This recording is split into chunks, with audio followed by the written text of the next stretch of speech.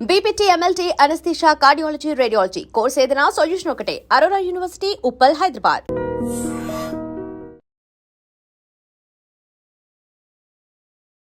Welcome to iDream media. So జనరల్గా BP, high blood pressure అంటే ఎంత వాల్యూస్ ఉంటే మనం దాన్ని హై బ్లడ్ ప్రెషర్ అంటాము.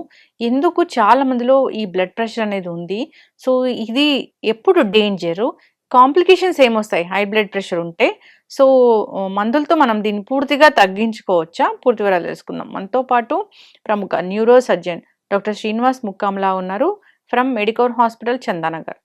డాక్టర్ గారు నమస్తే అండి. నమస్కారం. హై బ్లడ్ ప్రెషర్ చాలా మందికి ఉంది, ఎందుకు డాక్టర్ గారు? మన జీన్స్లో ఉండొచ్చు, ఫ్యామిలీ హిస్టరీ ఉండొచ్చు. అదిగాక అన్నిటికన్నా మెయిన్ ఈ మధ్య మన జీవితంలో స్ట్రెస్, వేగంగా పరిగెత్తున్నాము, వేగంగా పనిచేస్తున్నాము. ఇదివరకు ప్రశాంతంగా పల్లెల్లో వాతావరణంలో కాకుండా ఎస్పెషల్లీ సిటీస్లో, ఇప్పుడు పల్లెల్లో ఒక 25% బీపీ ఉంటే అదే పట్టణాల్లోకి వచ్చేసరికి 46% దాకా యంగ్ అడల్ట్స్లో బీపీ ఉండే అవకాశం ఎక్కువ ఉంటుంది. స్టాటిస్టిక్స్ పరంగా చూస్తే మన భారతదేశంలో 3 కోట్ల నుంచి 3.5 కోట్లు బీపీతో బాధపడుతున్నారు. దీంట్లో ఒక శోచనీయమైన విషయం ఏంటంటే, దాంట్లో 50% మందికి అసలు మాకు బీపీ ఉందని తెలియదు. టెస్ట్ చేసుకుంటే కదా తెలుస్తుంది. ఎప్పుడు వెళ్ళరు. అది ఎక్కడ బీపీ చూపించుకుంటే మనకు నిజంగా వస్తుందో అన్న ఒక భయం. సరే, ఒక 50% మందికి తెలిసింది. ఆ తెలిసిన వాళ్ళలో ఒక 50% అసలు మందులు వేసుకోరు. అవును డాక్టర్. వాళ్ళకి అపోహ ఏంటంటే, ఒకసారి బీపీ మందులు మొదలు పెడితే ఇంకా డాక్టర్ చుట్టూ తిరగాల్సి వస్తుంది. అపోహ ఏముంది డాక్టర్, అది వాస్తవమేగా. అంటే అన్నిటికన్నా ముందు బీపీ గురించి తెలిస్తే కొన్ని ప్రత్యామ్నాయ దీంతో పద్ధతులతో దాన్ని తగ్గించుకోవచ్చు. ముందే తెలుసుకుంటే, ఎర్లీ స్టేజెస్లో తెలుసుకుంటే ఏంటి, మనం ఏం తప్పు చేస్తున్నాం, టైంకి తినట్లేదా, సరిగ్గినంత సేపు నిద్రపోవటం లేదా, మరీ ఎక్కువ ఉప్పు వాడుతున్నామా. మనం ఏమనుకుంటాం, ఉప్పు అంటే మన కళ్ళ ముందు వేసుకున్న ఉప్పు అనుకుంటాం. కాదు, చిప్స్లో, లేస్లో, కుర్కురేలో, సోయా సాస్లో, టొమాటో సాస్లో, వీటిలన్నిటిలో కనిపించకుండా బోల్డంతా సాల్ట్ ఉంటుంది. సో అలా చేస్తున్నామా, ఊబకాయం పెరిగిపోయిందా, ఇష్టం వచ్చినట్టు బయట తినలే తింటున్నామా, అసలు ఇంట్లో తింటలేదా. సో మద్యపానం, ధూమ్రపానం ఈ మధ్య మళ్ళీ ఫ్యాషన్ అయిపోయినాయి. ఒక 2 శతాబ్దాలు తగ్గినా మళ్ళీ ఫ్యాషన్ అయిపోయినాయి.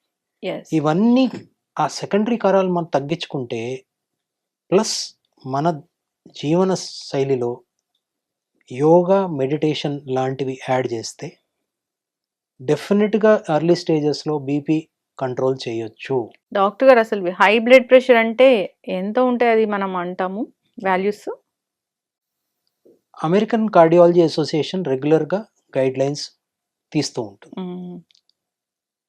అలా చూస్తే చిన్నతనంలో పుట్టినప్పుడు 60/20 నుంచి చూసుకుంటే ఒక 60+ ఇయర్స్, 70 ఇయర్స్ వచ్చేసరికి 140/90 వరకు నార్మల్. ఇది వయసుతో పాటు న్యాచురల్గా ఒక క్రమంలో పెరిగే బీపీ, ఇది నార్మల్. ఇప్పుడు 40 years young male or female, 40 years male or female ఉన్నారు, వాళ్ళకి ఎంత బీపీ ఉంటుంది నార్మల్ అన్నట్లు? జనరల్లీ ఫీమేల్స్కి బీపీ కొంచెం తక్కువ ఉంటుంది.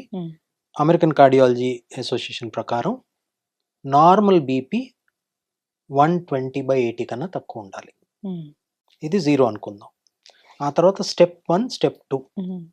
స్టెప్ 1లో 121 నుంచి 130 వరకు, 129 వరకు యాక్చువల్లీ. అలాగే కిందది 81 నుంచి 89 వరకు. దీన్ని స్టెప్ 1 అంటారు. అంటే ఫస్ట్ స్టేజ్. ఓ, బీపీ వచ్చినట్లే. సెకండ్ స్టేజ్, దీని గురించి ఇంకొంచెం మాట్లాడుకుందాం, ఎందుకు ఇవి స్ట్రిక్ట్ కంట్రోల్ అని. సెకండ్ స్టేజ్లో 130 దాటి 140 వరకు, అలాగే కిందది 90 దాటితే, 140/90 దాటితే సెకండ్ స్టెప్ అనుకుందాం. కొంతమందికి డైరెక్ట్గా సెకండ్ స్టెప్లోనే బీపీ తెలుస్తుంది, ఉమ్, ఎందుకంటే ఎప్పుడు మెజర్ చేసుకోలేదు. ఆ, మెజర్ చేసుకోవటం చాలా అవసరం. ఉమ్, ఈ మధ్య 10-12 సంవత్సరాల పిల్లలకు కూడా బీపీ వస్తుంది. ఉమ్. చాలా మంది ఏమనుకుంటారంటే బీపీ వస్తే తలనొప్పి వస్తుంది కదా, లేకపోతే తల తిరుగుతుంది కదా, నాకు తెలిసిపోతుంది ఏదో అనుకుంటారు. సిమ్టమ్స్ ఉంటాయి కదా. అన్ఫార్చునేట్లీ 90% కన్నా ఎక్కువలో అసలు సిమ్టమ్సే ఉండవు. ఉమ్, ఒక్క సిమ్టమ్. ఒక్క సిమ్టమ్ కూడా ఉండదు. బీపీని సైలెంట్ కిల్లర్ అంటారు. అన్ఫార్చునేట్లీ లాస్ట్ నెలలో ఇద్దరు డైరెక్ట్గా 30-45 సంవత్సరాల మధ్యలో ఉన్నవాళ్ళు డైరెక్ట్గా 220 బీపీతో వచ్చి మా హాస్పిటల్లో చనిపోవడం జరిగింది. అమ్మో, సైలెంట్ కిల్లర్. 220 వరకు వెళ్ళేదాకా వాళ్ళకి తెలియదు. తెలియలేదు. బ్రహ్మాండంగా పని చేసుకుంటున్నారు. అలా అని వాళ్ళకి ఏ దురలవాట్లు లేవు. వాళ్ళ ఫ్యామిలీకి ఒక్కళ్ళే బ్రెడ్ విన్నరు. దురదృష్టకరం. అందుకనే నాకు ఇవాళ దీని గురించి మాట్లాడాలనిపించింది. ఒక జీవితం మనం ఇవ్వలేము. And high blood pressure is completely preventable. దాని నుంచి హార్ట్ అటాక్ కావచ్చు, పక్షవాతం కావచ్చు, ఇంకేదైనా రోగం కావచ్చు, వీటిలన్నిటి నుంచి మనం బయటపడవచ్చు. జస్ట్ ఒక simple BP check, BP control. BP check ఎప్పుడు చేసుకోవాలి అసలు ఇంట్లో అయితే? జనరల్లీ స్కూల్లో మెడికల్ క్యాంప్స్ అయినప్పుడు కూడా బీపీ చెక్ చేయటం అవసరం. ఇది అందరికీ చెప్పాలి. ఒక 30 సంవత్సరాలు 25 సంవత్సరాలు దాటిన తర్వాత, ఈ మధ్య చాలా స్ట్రెస్ పెరిగిపోయింది కాబట్టి ప్రతి సంవత్సరం ఒక్కసారన్నా బీపీ చూడటం అనివార్యం అయిపోయింది. నేను ఆర్మీ నుంచి రిటైర్ అయ్యాను. ఆర్మీలో ఒక 30 సంవత్సరాల తర్వాత ప్రతి 5 సంవత్సరాలకి ఒక 45 సంవత్సరాల దాకా రెగ్యులర్ యాన్యువల్ మెడికల్ చెకప్ ఉంటుంది. ఆ తర్వాత ప్రతి 2 సంవత్సరాలకి ఒకసారి ఉంటుంది. 50 దాటిన తర్వాత ప్రతి సంవత్సరం ఉంటుంది. కానీ ఈ మధ్య ఇది కూడా సరిపోయేటట్లేదు. ప్రతి సంవత్సరం 25 దాటిన తర్వాత డెఫినెట్గా బీపీ చూసుకోవాలి. ఏదన్నా పిల్లలు తలనొప్పితో వాటితో బాధపడుతుంటే డెఫినెట్గా బీపీ చెక్ చేయించుకోవడం బెటర్. ఫ్యామిలీ హిస్టరీ ఉందంటే చిన్నపిల్లల నుంచే చూసుకోవడం మొదలు పెట్టాలి, 10-12 సంవత్సరాల నుంచి. బీపీ చూడటం ఎలా? ఇదో పెద్ద ఇది. డాక్టర్ దగ్గరికి వెళ్ళి చూపించుకోవాలా, పక్కన ఉన్న నర్స్తో చూపించుకుంటే ఓకేనా, లేకపోతే ఎలక్ట్రానిక్ బీపీ ఆపరేటర్స్తో చూపించుకోవచ్చా? రెగ్యులర్గా బీపీ మానిటర్ చేయడానికి ఎలక్ట్రానిక్ బీపీ ఆపరేటర్స్ సరిపోతుంది. కానీ ప్రాబ్లం ఏంటంటే 1-2 సంవత్సరాల్లో ఈ ఎలక్ట్రానిక్ బీపీ ఆపరేటర్స్ దాని మీద ఉన్న ప్రెషర్ సెన్సర్ పాడైపోతుంది. కొన్ని వందల సార్లు బీపీ చూసిన తర్వాత అది ఇంకా పనిచేయటం మానేస్తుంది. అంటే 2 ఇయర్స్కి తీసి పడేయాలా? 2 ఇయర్స్కి మీరు అడపాదడపగా నెలకు ఒకసారి వాడుకున్నారంటే వాడుకోవచ్చు. దీనికి ఒక దారి ఉంది. మీ దగ్గర ఉన్న బీపీ మెషిన్ని మర్కురీ థర్మామీటర్ అన్నా, లేకపోతే డిజిటల్ థర్మామీటర్, ఈ మధ్య మెర్కురీ ఫ్రీ డిజిటల్ థర్మామీటర్స్ వస్తున్నాయి. సో లేకపోతే ఎనరాయిడ్ బ్యారోమీటర్ అంటారు. వీటితో క్యాలిబ్రేట్ చేయాలి. ఎట్లా? డాక్టర్ దగ్గరికి తీసుకెళ్ళాలి. దానికి ఒక మంచి డాక్టర్ని పట్టుకోవాలి, లేకపోతే అనుభవం ఉన్న సిస్టర్ అన్న పర్వాలేదు. తీసుకెళ్ళి దాంతో మన ఇంట్లో ఉన్న బీపీ మెషిన్ని చెక్ చేయించాలి. అది కరెక్ట్గా చూపిస్తుందా, 5-10 పాయింట్లు అటు ఇటు అవుతుందా, అది చెక్ చేసుకోవాలి. అప్పుడు మీరు కాన్ఫిడెన్స్తో ఇంట్లో బీపీ చూసుకోగలరు. మంచి బ్యాటరీస్ వేస్తే అది అలా కాదు, అది చూపించేది కరెక్ట్గా చూపిస్తుందా, ఫ్యాక్టరీ నుంచి తయారై వస్తుంది, అప్పుడు కరెక్ట్గానే చూపిస్తుంది. అది అలాగే చూపిస్తుందా, ఏదన్నా తప్పైందా అన్న అపోహ మన మనసులో ఉండకూడదు. సో అప్పుడు అలా చేయటం కరెక్ట్. ఎస్పెషల్లీ కొత్తగా బీపీ చూసుకోవాలంటే డెఫినెట్గా డాక్టర్ అన్న నర్స్ దగ్గర అన్న చూసుకోవడం కరెక్ట్. అదే గోల్డ్ స్టాండర్డ్. ఇదివరకు మెర్కురీ గోల్డ్ స్టాండర్డ్, ఇప్పుడు ఎన్విరాన్మెంటల్ పొల్యూషన్ వస్తుంది కాబట్టి డిజిటల్కి ఎనరాయిడ్కి మారారు. ఒక మంచి ఐఎస్ఐ మార్క్ ఉన్న బీపీ మెషిన్తో డాక్టర్ అన్న నర్స్ అన్న మీ బీపీ చూడటం కరెక్ట్ ఫస్ట్ టైం. ఆ తర్వాత బీపీ రెగ్యులర్గా మానిటర్ చేసుకుంటానికి ఈ ఎలక్ట్రానిక్ బీపీ ఆపరేటర్స్ తప్పనిసరి. అవి దాని రోల్ ఎంతో ఉంది, ఎందుకంటే ప్రతిసారి మనం హాస్పిటల్ వెళ్ళాం. ఇంట్లో చూసుకున్నప్పుడు ఒకసారి చూస్తే 130/85 వస్తుంది, వెంటనే మళ్ళీ చూస్తే 120/80 వస్తుంది, మళ్ళీ వెంటనే చూస్తే 117/80 వస్తుంది. దీంట్లో ఏది కరెక్ట్? ఇప్పుడు మంచి ప్రశ్న అడిగారు. అసలు కరెక్ట్గా బీపీ మెజర్ చేయాలంటే ధమని ఆర్టరీలో సెన్సర్ వేసి డైరెక్ట్గా చూడాలి. ఇది సెకండ్కి మన బీపీని చెప్తుంది. ఇదే కరెక్ట్. కానీ అది ఎవరికి చేయము. ఈవెన్ మెర్క్యూరీ మానోమీటర్ వాడినా కూడా ఒక అప్రాక్సిమేషన్ అన్నమాట. సో డెఫినెట్గా మన బీపీ చేంజ్ అవుతూ ఉంటుంది. కొంతమందికి ఒకసారి బీపీ చూసిన తర్వాత అమ్మ బాగానే వచ్చిందని ఇంకొంచెం తగ్గుతుంది. కొంతమందికి అయ్యో 130 వచ్చిందా ఇంకా ఎక్కువ వస్తుందా అని పెరుగుతుంది. మన హావభావాలు, మన మెదడేంటి ఒక కోతి లాంటిది అనమాట. ఆ బీపీని పెంచవచ్చు. ఇలాగే వైట్ కోట్ హైపర్ టెన్షన్ ఉంది. కొంతమందికి హాస్పిటల్కి వెళ్ళి డాక్టర్ చూడగానే బీపీ పెరిగిపోతుంది. సో జనరల్లీ ఏం చెప్తామంటే ఇంట్లో ఎలక్ట్రానిక్ బీపీ ఆపరేటర్స్తో చూసినప్పుడు ఫస్ట్ ఆఫ్ ఆల్ మీరు కూర్చుని ఉండాలి అట్లీస్ట్ 5 minutes. మన ఆరోగ్యం కోసం ఆ మాత్రం అన్నా కూర్చోవాలి. ఆదరాబాదరాగా చేస్తే ఎక్కువే వస్తుంది. సో మెట్లు ఎక్కువ వచ్చారు డెఫినెట్గా ఎక్కువ వస్తుంది. 5 నిమిషాలన్నా కూర్చోవాలి. కూర్చున్న తర్వాత ఎగ్జాక్ట్లీ దాంట్లో చెప్పినట్టు గట్టిగా కట్టాలి. యూజువల్లీ ఏం చెప్తారు, ఈ ఎల్బో దగ్గర నుంచి 2 fingers పైన, మన ఫింగర్ దూరం 2 fingers పైన, అది మధ్య వేలుకి డైరెక్ట్ గా ట్యూబ్ ఉండాలి. దాని మీద పిక్చర్ ఉంటుంది, యారో మార్క్స్ ఉంటుంది. ప్లస్ మీరు కట్టిన తర్వాత ఒక ఫింగర్ కన్నా ఎక్కువ దూరకూడదు లోపల. మరీ లూజ్ కట్టారనుకోండి బీపీ తక్కువ ఉందని హ్యాపీగా ఉంటారు. కాదు, ఎంత గట్టిగా కట్టాలంటే ఒక ఫింగర్ కన్నా ఎక్కువ మనం దోచలేక, మరీ టైట్ గా కూడా కట్టకూడదు. మరీ టైట్ గా కడితే మళ్ళీ దాని వల్లనే బీపీ పెరిగిపోతుంది. ఓ 10 సార్లు చూసినా బీపీ పెరిగిపోతుంది. గాలిలో చేయబెట్టినా బీపీ పెరుగుతుంది. రెస్ట్ చేసుకుని ఒక టేబుల్ పక్కన కూర్చుని చైర్లో 5 నిమిషాలు చూసిన తర్వాత అప్పుడు 3 సార్లు చూసాం. ఆ 3 సార్లు చూసిన దాంట్లో 2 రీడింగ్స్ దగ్గరగా ఏది ఉన్నాయో అదే కరెక్ట్. ఓకే. సో ఇంట్లో చూసినప్పుడు 130 వచ్చింది, 3 times చూసినా కానీ 130/85 వచ్చింది అంటే వాళ్ళకి బీపీ ఉన్నట్ల. ఈ 85 అన్నది చాలా డేంజర్. దీన్ని డయాస్టాలిక్ హైపర్ టెన్షన్ అంటారు. ఇప్పుడు గుండె గట్టిగా కొట్టుకున్నప్పుడు ముందు అది కాంట్రాక్ట్ అయినప్పుడు శరీరం మొత్తానికి రక్తాన్ని పంపిస్తుంది. అది రిలాక్స్ అయినప్పుడు తన కోసం బ్లడ్ తీసుకుంటుంది. ఎంత నిస్వార్థంగా పనిచేస్తుందో చూడండి. ఈ 80 కన్నా ఎక్కువ బీపీ ఉన్నప్పుడు హార్ట్కి వచ్చే దాంట్లో రక్తంలో ప్రాబ్లం వస్తుంది. సో డయాస్టాలిక్ బీపీ అన్నది ఒక డిసీజ్. ఒక మంచి కార్డియాలజిస్ట్ దగ్గరికి డయాస్టాలిక్ బీపీ గురించి చూపించుకోవడం కరెక్ట్. టాబ్లెట్స్ వాడాల్సింది. మళ్ళీ తిరిగి వచ్చి లైఫ్ స్టైల్ చేంజెస్ నుంచి మొదలయ్యి అసలు ఏంటి కారణం, ఎందుకయింది. డయాస్టాలిక్ బీపీ కొంచెం తిరకాసు విషయం. డెఫినెట్గా కార్డియాలజిస్ట్ని సంప్రదించడం మంచిది. కింద బీపీ లెవెల్ డయాస్టాలిక్ లెవెల్ అంటే అది ఖచ్చితంగా ఒట్టి డయాస్టాలిక్ లెవెల్ పెరిగితే అది డయాస్టాలిక్ హైపర్ టెన్షన్. పైన ఉన్నది సిస్టాలిక్ అంటారు. 130 నార్మలే ఉంది, కిందదే పెరుగుతోందంటే మళ్ళీ మనం అది ఎక్కువ క్షుణ్ణంగా పరిశీలించాలి. అది కార్డియాలజిస్ట్ని కలవడం కరెక్ట్. ప్రాబ్లం ఉన్నట్లే. ఎస్, చక్కగా చెప్పారు డాక్టర్ గారు. ఇప్పుడు ఈ బీపీ 140/90 ఉంది, ఇప్పటికీ ఉంది అంటే అప్పుడు మనం ఖచ్చితంగా డాక్టర్ని సంప్రదించాల్సిందే. కంటిన్యూస్గా అలాగే వస్తుంది. 140/90 ఉంటే ఇంకా దారే లేదు, వెళ్ళటమే కరెక్ట్. అఫ్ కోర్స్ ఏజ్తో ప్రకారం. దీంట్లో డేంజర్ ఏంటంటే మన బ్రెయిన్ ఒక 180 దాకా తట్టుకోగలదు.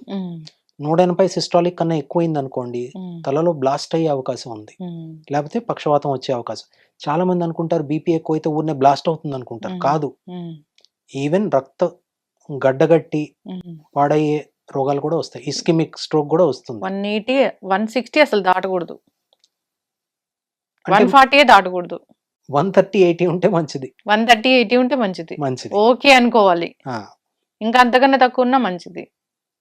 కొంతమందికి చాలా తక్కువ ఉంటుంది. ఎన్నో సంవత్సరాల క్రితం బ్యోర్న్ బోర్గ్, చాలా ప్రసిద్ధ టెన్నిస్ క్రీడాకారుడు, తన్ని ఐస్ బోర్గ్ అనేవాళ్ళు. ఎందుకంటే తన రెస్టింగ్ బీపీనే 60/40. సో అది కూడా నార్మలే. కానీ ప్రపంచవ్యాప్తంగా ఉన్న ప్రామాణికాల ప్రకారం 120/80 మ్యాక్సిమం 130/80నే కరెక్ట్. మాక్సిమం 130-80 అంతకన్నా ఎక్కువ ఉంటే పెరుగుతుంది పక్కా అన్న. డాక్టర్ని సంప్రదించడం కరెక్ట్. దీంట్లో కొన్ని మళ్ళీ ఉమ్, నేను చెప్తాను. బీపీ వచ్చింది, సరే ఇంకా డాక్టర్ దగ్గరికి వెళ్ళరు బెరుకుతో, ఉమ్, ఎక్కడ టాబ్లెట్స్ పెంచేస్తారు అని. ఉమ్, ఉమ్, స్వయంగా ట్రీట్మెంట్ తీసుకోవడం మొదలు. ఉమ్, ఉప్పు అసలు పూర్తిగా మానేస్తారు. చప్పకూడు తింటాం, వాళ్ళు చప్పకూడు తినడంతో మిగతా ఫ్యామిలీ మెంబర్స్ కూడా ట్రబుల్ చేసి వాళ్ళు కూడా చప్పకూడు తినేటట్టు చేయటం. ఉమ్, ప్రాబ్లం ఏంటంటే ఒక మినిమల్ లెవెల్ ఉప్పు తినకపోతే మనకి హైపోనైట్రీమియా అన్న రోగం వస్తుంది. హైపోనైట్రీమియా నార్మల్గా sodium level 135 to 145 millimole per litre. 125 కన్నా తక్కువైతే నీరసం, ఉమ్, మసిల్ క్రాంప్స్. ఉమ్, 120 కన్నా తక్కువైతే అప్పుడప్పుడు ఫిట్స్ రావటం. ఉమ్, 115 కన్నా తక్కువైతే కోమాలోకి వెళ్ళిపోవటం. ఉమ్, పెద్దవారిలో అన్నిటికన్నా కామన్ కారణం ఉమ్, పడిపోవటం తప్ప ఉమ్, ఐసీలోకి రావడానికి కారణం హైపోనైట్రీమియా. ఉమ్, వాటర్ థెరపీ అని ఒకటి మొదలు పెడతారు, ఇష్టం వచ్చినట్టు వాటర్ తాగేస్తారు లీటర్లు. ఉమ్. ఆ తర్వాత ఉప్పు కూడా 0. అసలు ఉండదు. సో హైపోనైట్రీమియా అన్నిటికన్నా కామన్ కారణం పెద్దవాళ్ళు ఉమ్, అడ్మిట్ అవడానికి. సో ఉప్పు మోతాదు ఎంత ఉండాలి? దీంట్లో ఇంకా అమెరికన్ కార్డియాలజీ అసోసియేషన్ మిగతా వాళ్ళు కొట్లాడుకుంటున్నారు. గైడ్ లైన్స్ ఏంటంటే ఒక రోజుకి 1.5 గ్రామ్స్ నుంచి 2.5 గ్రామ్స్ మధ్యలో తీసుకోవాలని. ఉమ్, అమెరికన్ కార్డియాలజీ అసోసియేషన్ మరీ తక్కువ చెప్తారు, ఉమ్, 1.5 అంటున్నారు వాళ్ళు. కానీ అప్ టు 2.5 గ్రామ్స్ అంటే అర టీ స్పూన్ వరకు మనం సోడియం వాడచ్చు ఉమ్. సేఫ్గా. కళ్ళ ముందు మనం వేసుకోకూడదు ఉప్పు. ఓకే ఉప్పు ఎక్కువగా ఉన్నవి మనం తినకూడదు. డాక్టర్ గారు, ఇప్పుడు బీపీ టాబ్లెట్స్ రాశారు, ఏదైనా కారణం వల్ల బీపీ వచ్చింది, రాసినప్పుడు అది జీవితాంతం వాడాల్సిందేగా మరి? ఇప్పుడు దీంట్లో ప్రివెంటబుల్ కాజెస్ మన స్ట్రెస్ తగ్గితే చాలామంది అనుకుంటారు ఉమ్, స్ట్రెస్ ఎలా తగ్గుతుంది అని. నేను ఒక ఎగ్జాంపుల్ మీకు చెప్తాను. ఒక పేషెంట్ రోజు 60 కిలోమీటర్ల పైకి కిందకి, ఢిల్లీ అనుకుందాం ఉమ్, చాలా కామన్, బాంబే అనుకుందాం చాలా కామన్, రోజుకి 60 కిలోమీటర్ల పైన కింద. ఉమ్, జస్ట్ ఆ 60 కిలోమీటర్ల పైన కిందకి వెళ్లకుండా ఎక్కడ పని చేస్తున్నాడో అక్కడ మారితే ఉమ్, పెద్ద స్ట్రెస్ తగ్గిపోతుంది. ఉమ్, ఇప్పుడు మనం బంజారా హిల్స్లో పని చేస్తున్నాము, అక్కడెక్కడో మన ఇల్లు బీరంగూడలో ఉంది, ఉమ్, అక్కడ నుంచి అక్కడికి మన ట్రాఫిక్లో వెళ్తే ఉమ్, ఒకటేమన్నా ట్రాఫిక్, ఉమ్, రెండోది ఏమన్నా పొల్యూషన్. ఉమ్, అవసరమా? ఇలాంటివి ఆ పేషెంట్తో మాట్లాడితేనే మనం ఏమి చేయగలమో అర్థమవుతుంది. ఒక 3-4 నెలల క్రితం ఒక పేషెంట్ వచ్చాడు, వెరీ హైలీ ఎడ్యుకేటెడ్ ఉమ్, ఎంటర్ప్రినర్, 6 కంపెనీలు నడుపుతున్నాడు, ఉమ్, నిద్ర పట్టట్లేదు, బీపీ 160. ఉమ్మో. నేను ఒక్కటే చెప్పాను, ఎంతో పెద్ద స్టీవ్ జాబ్స్ లాంటి వాళ్ళు, ఉమ్, జెఫ్ బెజోస్ లాంటి ఒక్క కంపెనీతో మొత్తం ప్రపంచాన్నే ఉమ్, వెళ్తున్నారు. మీరు 6 కంపెనీలు నడపడం అవసరమా? మీరు ఆలోచించుకుని ఈ నెలలో మీకు అన్నిటికన్నా ప్రాఫిటబుల్ కంపెనీస్ చూసుకుని 3 వదిలిపెట్టండి అని చెప్పాను. ఉమ్. ఇంకేం టాబ్లెట్ ఇవ్వకుండా బీపీ నార్మల్కి వచ్చేసి. ఓ గ్రేట్. సో ఇవన్నీ పేషెంట్తో మాట్లాడితేనే తెలుస్తుంది. ఇప్పుడు బీపీ వల్ల హెడేక్ వస్తుంది కదా డాక్టర్ గారు, అది ఎక్కడ వస్తుంది? ఇది ఒక అపోహ. ఇది మనం సైలెంట్ అనమాట బీపీతో. హెడేక్ వచ్చింది అంటే మనకి డేంజర్. బీపీ మూలన తలలో స్ట్రోక్ వచ్చిందా, ఎటువైపు స్ట్రోక్ వచ్చిందో దాన్ని బట్టి అటువైపు నొప్పి వస్తుంది. బ్లాస్ట్ అయింది, చాలా డేంజర్.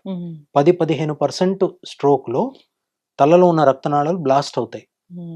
దీంట్లో మనం ఇంకేం చేయలేం బీపీ కంట్రోల్ చేయడం. అది ఒక ఓపెన్ ట్యాప్ లాగా అక్కడ కారుతూనే ఉంటుంది, మనం వెళ్ళి దాన్ని తీసినా కూడా అప్పుడప్పుడు ఆగకపోవచ్చు. ఇలాంటి దాంట్లో రికవరీ చాలా డేంజరు, తొందరగా అవ్వదు, ఐసీయూలో ఎక్కువ రోజులు ఉండాల్సి వస్తుంది. అందుకని బీపీతో తలనొప్పి వస్తుందన్నది మాత్రం ఎప్పుడు అది అబద్ధం. Okay, yes. మధ్యలో ఇప్పుడు టాబ్లెట్స్ వాడుతూ మధ్యలో తగ్గిపోయే బీపీలు ఉంటాయా?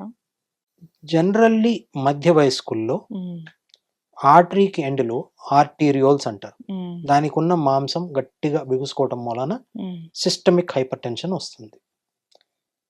కొందరిలో పెద్దతనం వచ్చిన తర్వాత ఈ ఆర్టీరియోల్స్ కూడా ఒక ప్లాస్టిక్ పైపుల్లాగా మారిపోయి బీపీ తగ్గే అవకాశం ఉండొచ్చు. కానీ ఇంకా రీసెర్చ్ అవసరం దాని గురించి. పెద్దవాళ్ళల్లో బీపీ కంట్రోల్ చేయాలా అన్నది ఒక పెద్ద కాంట్రవర్సీ. కొన్ని అసోసియేషన్స్ ఏమంటున్నాయంటే ఇంటర్నేషనల్గా డయాబెటీస్ ఉంది, ముందుగానే బీపీ ఉంది, హార్ట్ డిసీజ్ ఉంది, డ్యూయల్ యాంటీప్లేట్లెట్స్ మీద ఉన్నారు, అలాంటి వాళ్ళకి 120 కన్నా తగ్గిస్తే మంచిది అంటున్నారు. కానీ దీంట్లో ప్రాబ్లం ఏంటంటే పెద్దవాళ్ళల్లో వయసు ప్రకారం 140 దాకా ఉండవలసిన బీపీ మనం ఆర్టిఫిషియల్గా తగ్గిస్తే తలకి కావాల్సినంత బ్లడ్ వెళ్తుందా, దాని మూలన తల తిరిగి వాళ్ళు పడిపోతున్నారా అన్నది కూడా ఒక కాంట్రవర్సీ. ఇంకా దీని గురించి తేలలేదు. ప్రతి పేషెంట్ని ఇండివిజువలిస్టిక్ అప్రోచ్తో వెళ్ళి డాక్టర్లతో సంప్రదించి బీపీ కంట్రోల్ ఎక్స్ట్రా చేయటం మూలన, స్ట్రిక్ట్ కంట్రోల్ చేయటం మూలన ఏదైనా సైడ్ ఎఫెక్ట్స్ వస్తున్నాయా అని కూడా మనం చూడాల్సి వస్తుంది. దీంట్లో ఏమన్నారంటే ఒక జే కర్వ్ లాగా ఉంటుంది. మరీ ఎక్కువ బీపీ ఉన్న డేంజరే, మరీ తక్కువ బీపీ ఉన్న డేంజరే. సో ఈ ఆప్టిమమ్ అన్నది ప్రతి పేషెంట్కి వేరే ఉంటుంది. ఇప్పుడు ఒక 25 ఇయర్స్ యంగ్ మేల్ ఉన్నారు అన్నప్పుడు వాళ్ళు ఖచ్చితంగా మేల్ ఆర్ ఫీమేల్ ఎవరైనా సరే ఇప్పుడు ఈ టైంలో 20 నుంచే వస్తుంది కాబట్టి 20 ఇయర్స్ ఆఫ్ ఏజ్ నుంచి వస్తుంది కాబట్టి వెళ్ళి ఒకసారి మాన్యువల్గా చెకప్ చేయించుకోవాల్సింది బీపీని. మీరు ఏ ఏజ్ గ్రూప్లో ఉండి ఇప్పుడు వరకు ఒక్కసారి కూడా బీపీ చూపించుకోలేదంటే ఇవాళే వెళ్ళి ఫస్ట్ టైం బీపీ చూపించుకోండి. This is a preventive and very easy and best step to take care of your life and health.